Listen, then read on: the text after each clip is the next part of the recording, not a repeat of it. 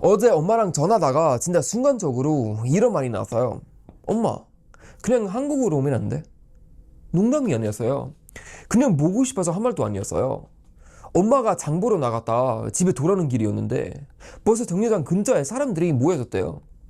음악을 크게 틀어놓고 유리병을 바닥에 던지고 깨진 조각이 길에 흩어져 있고 소리를 지르고 분위기가 완전 엉망이었다는 거예요. 엄마는 그냥 지나가야 했어요. 마트 가려고요. 그런데 그 짧은 길을 지나가면서 무서웠대요. 그 말을 듣는 순간 제 머릿속에 딱 하나밖에 안 떠올랐어요. 제가 지금 당장 비행기표 사서 엄마를 한국에 데려오고 싶다. 여러분, 이게 제가 한국을 좋아해서 그냥 감성적으로 하는 말이 아니에요. 이건 안전의 문제예요. 이건 사람의 자기 동네에서 장 보러 가는 것조차 긴장해야 하는 사회 문제예요. 그리고 솔직히 말하면은 저는 이제 사람들이 스웨덴 얘기할 때 너무 답답해요. 아직도 많은 사람들이 스웨덴을 80년 대 사진처럼 생각해요. 깨끗하고 조용하고 복지가 완벽하고 병원도 좋고 학교도 좋고 길거리도 안전하고 모든 사람이 여유 있게 사는 나라. 그런 이미지는 아직도 한국 사람들 머릿속에 남아있어요. 근데요, 그건 옛날 이야기예요. 지금 스웨덴을 그렇게 말하는 건 현재를 모르는 거예요. 정확히 말하면은 보고 싶은 것만 보는 거예요. 제가 스웨덴을 싫어해서 이런 말 하는 게 아니에요, 여러분. 오해하지 마세요. 저는 거기에서 태어났어요. 거기서 자랐고 제 어린 시절 기억도 거기 있어요. 그래서 더 화나는 거예요. 내가 알던 동네가 없어졌으니까요. 제가 어릴 때 놀던 길이 있었어요. 예전에 친구들이랑 같이 걷고 장난치고 아무 생각 없이 돌아다녔던 곳이 있었어요.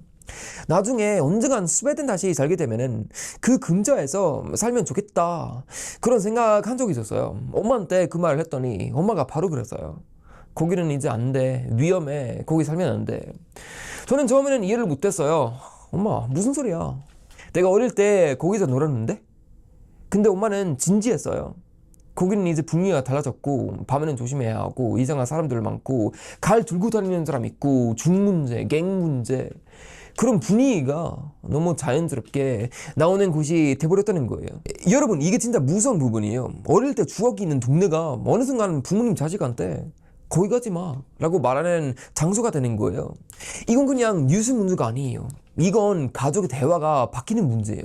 예전에는 조심해서 다녀와 였는데 이제는 거기 가지 마가 되는 거예요.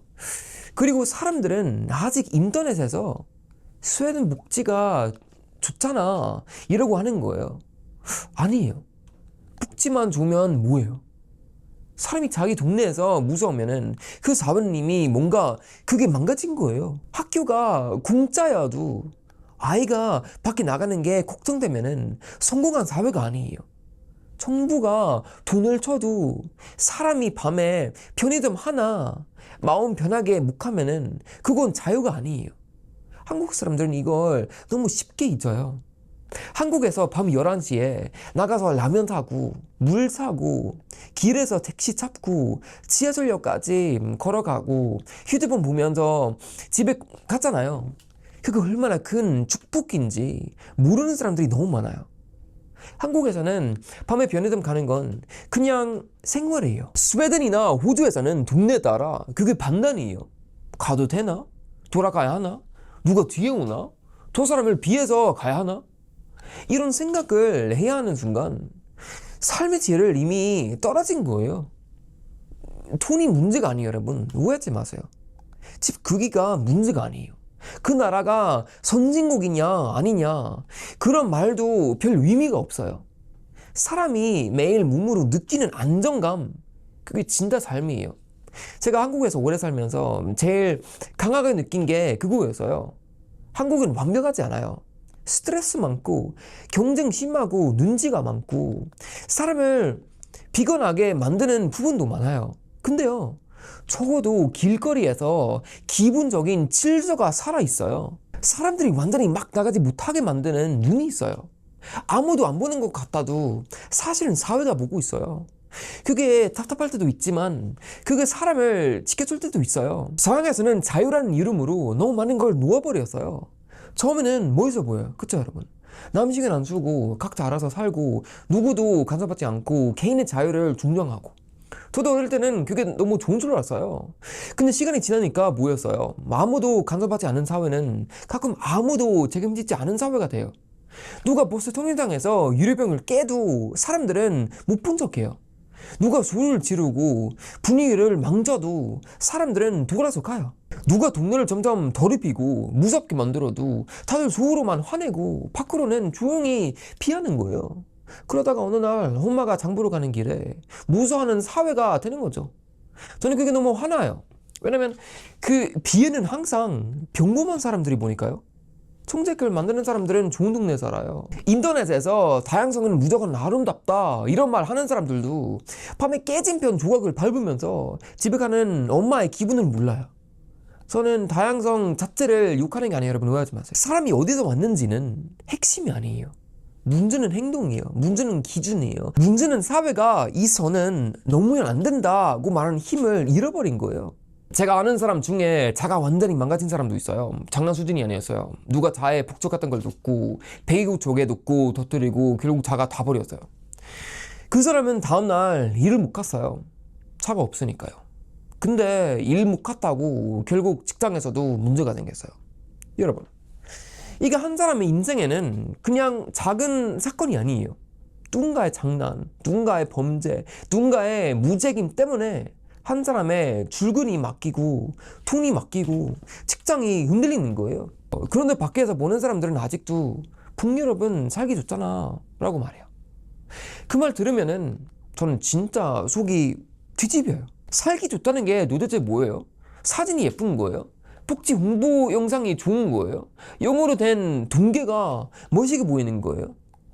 진짜 살기 좋은 나라는 엄마가 장 보러 가는 길에 겁먹지 않은 나라예요. 밤에 집에 앞에 나갔을 때는 몸이 먼저 긴장하지 않은 나라예요. 깨진 병을 보고 또 시작이네 라고 생각하지 않아도 되는 나라예요. 그래서 저는 엄마를 한국에 데려오고 싶어. 관광지 보여주려고만 그러는 거 아니에요. 경복궁, 남산, 한강 그런 거 다 좋죠. 근데 제가 진짜 보여주고 싶은 건 그런 거 아니에요. 저는 엄마랑 밤 1시, 새벽 2시, 3시 그냥 집 밖으로 나가보고 싶어요. 아무 이유 없이요. 편의점 가서 삼각김밥 하나 사고 따뜻한 커피 마시고 길에 서서 사람들 지나가는 걸 보고 싶어요. 술 마시는 사람들은 지나가도, 학생들이 지나가도, 배달 오토바이가 지나가도 그 안에 이상한 평화가 있잖아요. 시끄럽지만 무섭지 않은 느낌, 복잡하지만 무너져 있지 않은 느낌, 사람이 많지만 위협적이지 않은 느낌.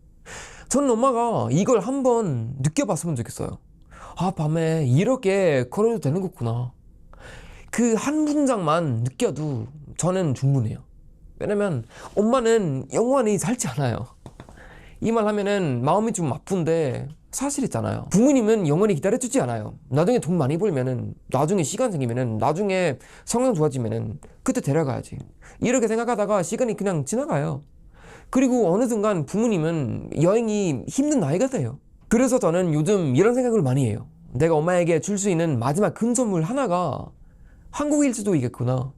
한국 음식이 아니라, 한국 쇼핑이 아니라, 한국 관광이 아니라 한국의 안정감이에요. 엄마가 어릴 때 느꼈던 그 감각, 동네를 믿고 걸어갈 수 있었던 그 감각, 낯선 사람이 있어도 바로 위험으로 느끼지 않았던 그 감각, 밤이 무섭기만 한 게 아니라 그냥 하루의 끝처럼 느껴졌던 그 감각.